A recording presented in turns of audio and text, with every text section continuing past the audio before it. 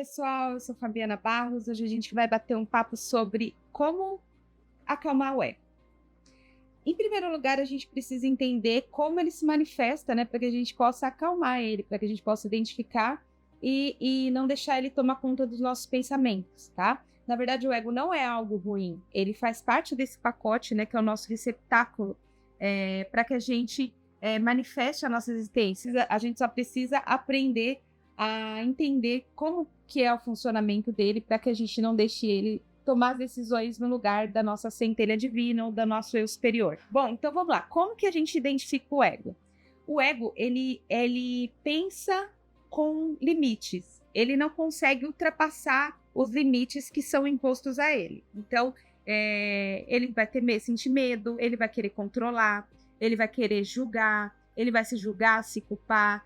Então, tudo que ele consegue fazer para limitar a gente, ele faz. Ele tem uma autoproteção muito grande, né? Um instinto de preservação muito grande. Então, ele vai sempre limitar os nossos movimentos para que a gente não se dê mal, vamos dizer assim. Já o eu superior, ele sabe de tudo. Além de ser ilimitado, ele já sabe quais serão os resultados, né? Ele já sabe as infinitas possibilidades de cada ação que a gente toma, de cada caminho que a gente decide seguir.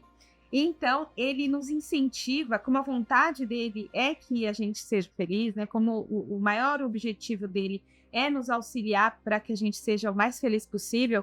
Então, e ele já sabe os resultados, ele já sabe que a gente tem condições de atingir todo o nosso potencial. Ele coloca oportunidades, né, através de sincronicidades, enfim, na nossa vida para que a gente consiga atingir esses objetivos. Como que a gente identifica isso no nosso dia a dia, né? A gente que é mãe é muito fácil, né? Toda vez que seu filho estiver aprontando alguma coisa ali saudável, que te traz algum prejuízo, assim, no sentido de, eu vou ter que arrumar, eu vou ter que limpar, mas ele está se divertindo, e aí você tem uma atitude meio grossa com ele, quer impedir ele de continuar aquela brincadeira, você está agindo com ego. Porque a centelha não liga se ele está sujando, ela sabe que vai poder ser limpo depois. O importante para ela é que ele se divirta, que ele seja feliz. Então, quando a criança risca todas as paredes, assim, sabe? E você fica muito louca, você fala, como que eu vou limpar isso? Vou ter que comprar tinta. Você está agindo com o ego. Você não está agindo com a centelha, porque a centelha também não liga para a parede. Afinal de contas, você cria a criança, você não cria uma parede, né? Então, essas atitudes que a gente tem no dia a dia, se a gente começar a prestar atenção, fica muito fácil identificar quando a gente está agindo somente em função de tornar as coisas mais fáceis para a gente, que é o que o ego gosta de fazer, limitar, né? Ele não limita só a gente, ele limita todo mundo que está ao nosso redor. Vamos supor, por exemplo, que o seu marido chegue na sua casa hoje e fale assim para o seu marido, sua esposa, enfim, whatever. Chega na sua casa hoje e fala que vai te deixar porque se apaixonou por uma outra pessoa.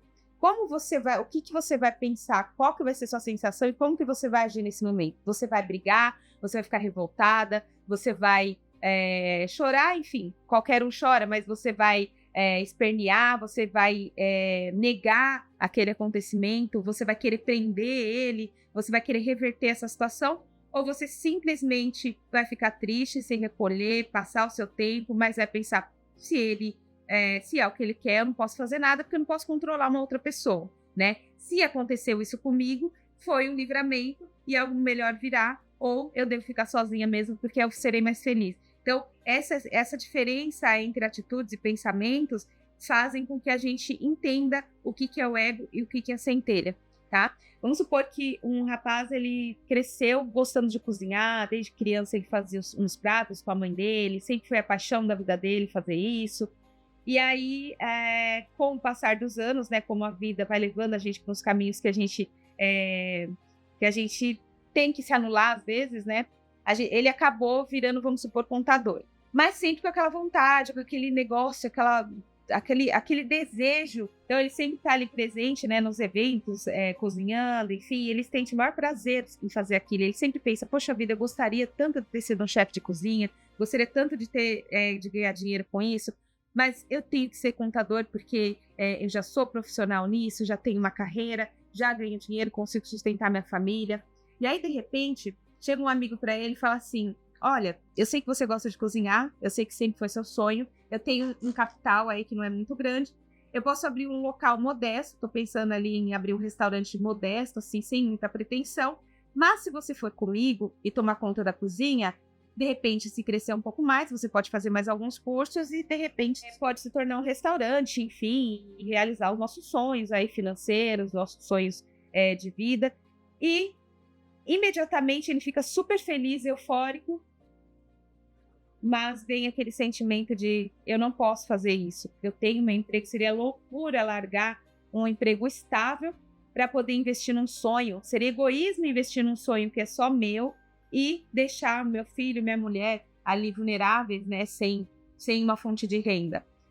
Não posso fazer isso. E aí dá para ficar bem claro, né, que é extremamente difícil você tomar uma decisão agarrada à centelha por conta do nosso contexto ali de vida, né? A gente sempre cresce com essas crenças da dificuldade, que você tem que lutar, que você tem que se matar, que às vezes o emprego dos seus sonhos às vezes nem sempre te dá renda, né? A gente tem ali aqueles empregos que nem sempre vai te sustentar. E aí a gente acaba eliminando algo que poderia ser um sucesso, porque simplesmente ficou com medo, quis continuar no controle, que é uma característica do ego, né? E se julgou egoísta, né? Por quê? Porque ele não quis colocar o sonho dele à frente da família dele, arriscar o conforto da família dele para, de repente, dar um conforto maior mais para frente, porque aquilo estava estável para eles.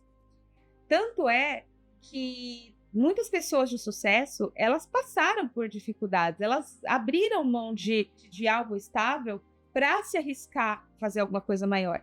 Né? Nesse momento que a gente faz isso, a gente está ouvindo a nossa centelha, a gente está ouvindo a nossa intuição. E claro, a gente pode fracassar, e faz parte fracassar. E a centelha, diante de um fracasso, ela vê uma oportunidade, tanto de aprender, quanto de melhorar o que ela está querendo, né? E o ego, ele vê simplesmente um obstáculo e volta lá para o começo, né? Ele se desanima totalmente, nunca mais quer tentar, né? Enquanto a centelha pega aquele problema e transforma em algo que vai fazer a diferença nesse negócio. Como o processo de você identificar o que é o ego e o que é a centelha é observar os seus pensamentos, os seus padrões de pensamento, os padrões de crença, o principal é a meditação. Por quê? Porque na meditação a gente é treinado a observar os pensamentos. Porque o objetivo da meditação é você esvaziar a sua mente, é você ficar sem pensar em nada, que é algo que é um tabu para todo mundo, porque a gente sempre está pensando em alguma coisa, sempre tem uma vozinha lá falando que você tem uma louça para lavar. E na meditação, esses pensamentos vão vindo e você vai observando e tentando diminuir eles. Quanto mais você medita, mais eles diminuem, mais fácil é controlar, até que uma hora você consegue ficar realmente no estado zero, né? O que é realmente muito difícil. Mas só esse treinamento de você meditar todo dia já torna mais fácil você conseguir observar e controlar esses pensamentos no seu dia a dia, né? Então, você consegue observar, não, peraí, esse pensamento, ele não preciso dele. É uma crença limitante, é um pensamento do ego, é um medo do ego. Então, vamos colocar uma coisa ali mais legal no lugar para substituir. E aí você começa a pensar em coisas que te fortalecem, né? Em coisas que vão te impulsionar a cumprir os seus objetivos, a ir atrás dos seus sonhos, a ir atrás do que te faz feliz, independente do que seja muito grande ou que seja simplesmente algo pequeno. Então, assim, tem várias formas de você observar esses pensamentos, assim, se treinar a observar esses pensamentos, além da meditação, é claro, né? Você elege uma frase aí que esteja te limitando, que seja que você tenha identificado que é do ego, e aí durante o mês você fica trocando de braço essa pulseirinha, porque esse incômodo de ter que trocar de braço vai te lembrando que você não pode falar aquilo. Outra coisa também, gente, é a gente aprender que perdoar é muito mais simples do que a gente pensa. Por quê? Porque todas as pessoas, elas estão num nível de consciência, né? E aí, a partir do momento que você entende que você já esteve naquele nível de consciência, de repente, se não foi nessa encarnação, foi em outra, se não foi nesse momento de vida, foi em outro. Mas assim, a gente para de cobrar tanto as pessoas e de se cobrar, ao mesmo tempo a gente perdoa também. Por quê? Porque só o ego que cobra, só o ego que acha que o outro tem que fazer o que ele quer, só o ego que acha que o outro tem que ser legal com ele, enfim. A centelha, o eu superior, ele sabe que cada pessoa, ela dá para você o que o nível de consciência dela permite, né? Nada mais, nada menos.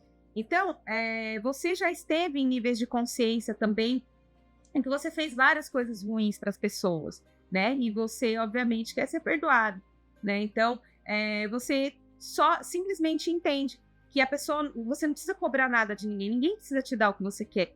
Você precisa estar bem consigo mesmo, você precisa correr atrás da sua felicidade, do que te faz bem, e esquecer um pouco as pessoas, né? Cada um vai fazer aquilo que consegue fazer. E não cabe a gente cobrar, não cabe a gente deixar de perdoar, mesmo porque, assim, a gente regular um perdão, o problema vai ser só nosso, né? E se a pessoa fez mal pra gente, o problema vai ser só dela também. A gente precisa, de uma vez por todas, entender isso, que não interfere, né? O que a pessoa fizer pra mim só vai interferir a partir do momento que eu permito. E não perdoar é permitir, né? A gente tem que entender que não perdoar é permitir essa interferência também.